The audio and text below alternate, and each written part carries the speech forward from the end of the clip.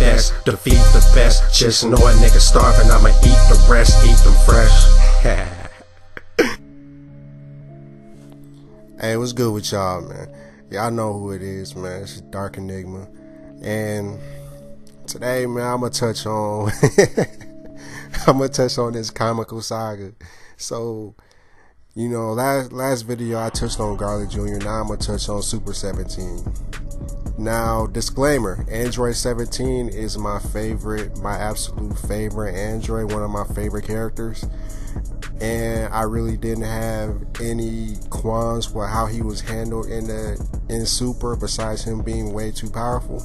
But other than that, I have no qualms with, you know, Android 17. I think he's a cool character. I fuck with him. But Super 17, on the other hand, the design is straight, but he was just so boring, so robotic. Like, it was just horrible. Basically, I'm gonna start out with the good. The good is some old villains came back. Okay, now that I got the good out the way, let's go to the bad. All right, so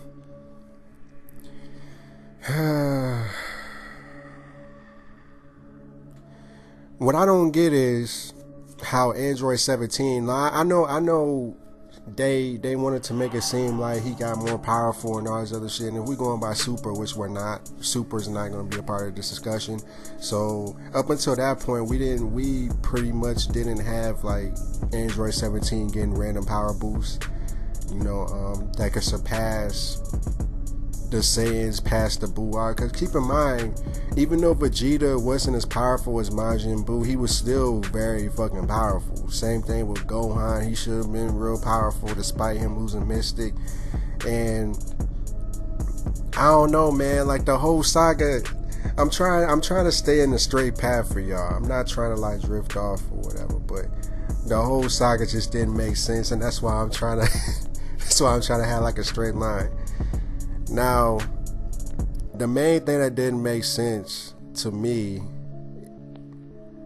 is obviously the power boost that they gave Android 17.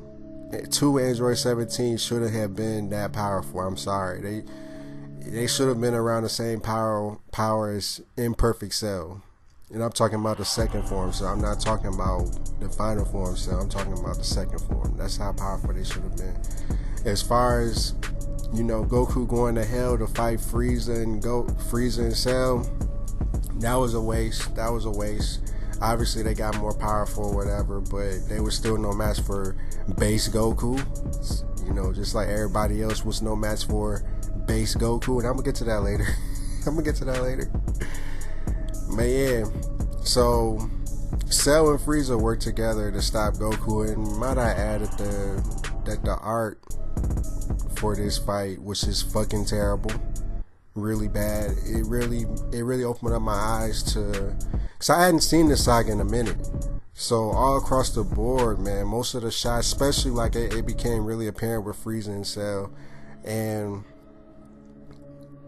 it was just too many callbacks. Like Goku got absorbed by Cell only to get spit out again, which doesn't really make any sense in my opinion, because I thought once Cell absorbs you, you became a part of his being, kind of like Majin Buu, but to a lesser extent. But hey, you know, Goku survived and came out because of the power difference. Whatever, we can go through that. Frieza got cut in half, and then they got froze to death, and Goku stuck in hell. Now, mind you, he's communicating with King Yama, the same guy that has drawers right beside of him, linking to like different realms, you know, hell and heaven. You feel me? They've shown that in Z, if I'm not mistaken, especially like in the filler. This man doesn't know how to do dimensions. He doesn't know how they merge hell and earth. Now let that sink in. He doesn't know how they merge hell and earth, but he's King Yama. He sends people to hell. He sends people to heaven. So let this sink in too. Piccolo knows how though. Piccolo used to just be a god of earth. He knows how though. So that didn't really make a lot of sense. But hey, because King Yama doesn't know how to do anything, to do anything with dimensions or whatever, or what Dr. Mew and Dr. Zero did with the two Android 17s, because he doesn't know how to do it, because he slacked off. If Piccolo goes to L, he's stuck there. So there's no exceptions to the rule, even though you slacked off and he knows how to do your job, but you don't know how to do your job. But he has to be punished for it. Piccolo just got screwed over all the way across GT, man. I honestly forgot. But, yeah, so Goku ends up back on Earth, but before then, Vegeta tries to attack Android 17 in his base form, which, well, not Android 17, Super 17, and Super 17 brushes it off, which, whatever, I guess that's the Dragon Ball Z trope, to attack in base form first, but then Gohan sees that Vegeta gets easily brushed off to the side. He says, "Stand aside, guys. Right.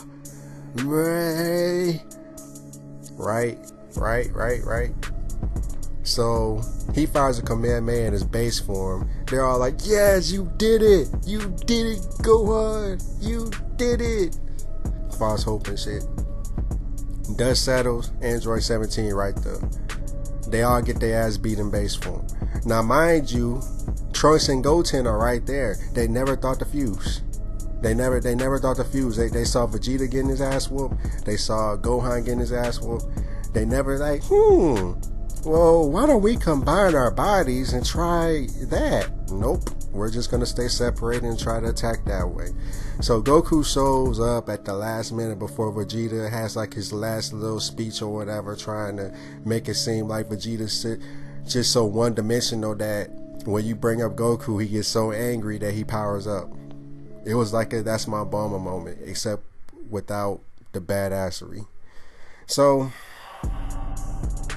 Goku shows up, and Goku is literally just firing ki blasts at this android, and the android is literally just standing there taking it with his arms open, looking directly at Goku. Goku's all like, "Well, try this!" Fires a max Kamehameha at him, and Super Saiyan. And it's the thing too, Goku and Super Saiyan is so much more powerful than every other Super Saiyan on the battlefield as a kid. The same Super Saiyan that couldn't hold Super Saiyan 3 because his body was too weak. But hey, I mean, it's what it is. He's more powerful. It was Goku time. So, since Goku was giving this nigga energy, he gets overpowered. Goku goes Super Saiyan 4. He does the exact same thing.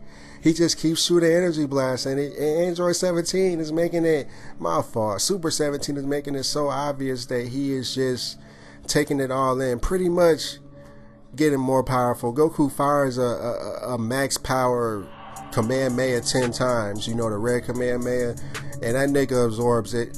So he ends up way more powerful than fucking Android. My bad, y'all. Then Goku, is on the ground. He doesn't know what to do.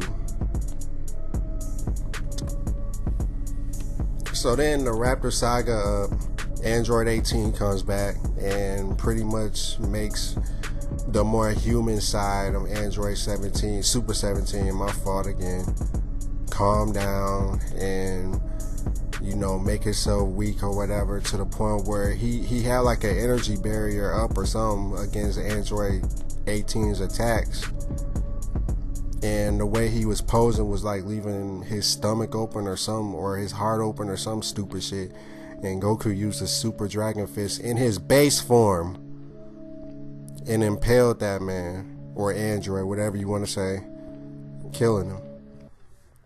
Now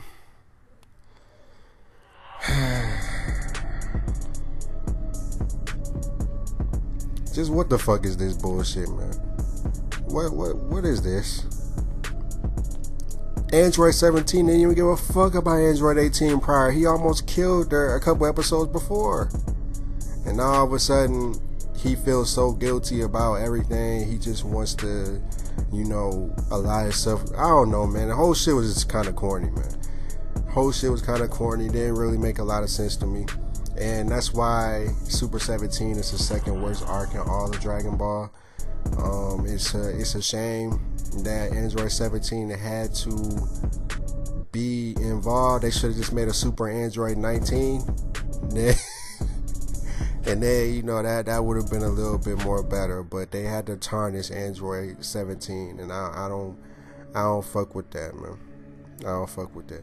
But yeah, man, that's all I gotta say, man. I ain't gonna drag this video out, man. Y'all know me. I say what I gotta say, and I get the fuck on, man. Dark Enigma out, y'all.